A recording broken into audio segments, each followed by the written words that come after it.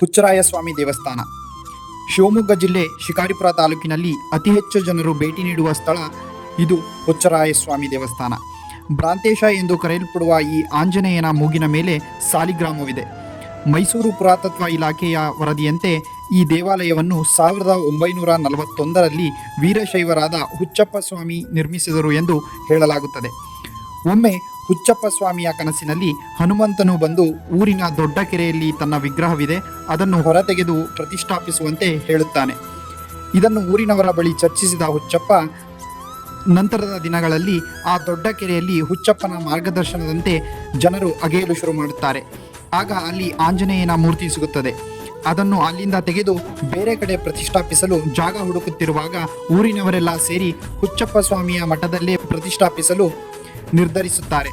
ಆದರೆ ಹುಚ್ಚಪ್ಪ ತನ್ನ ಹೆಸರನ್ನು ಆ ದೇವರಿಗೆ ಇಡುವುದಾದರೆ ಮಾತ್ರ ನಾನು ಜಾಗ ನೀಡುತ್ತೇನೆ ಎಂದು ಷರತ್ತು ಒಡ್ಡುತ್ತಾನೆ.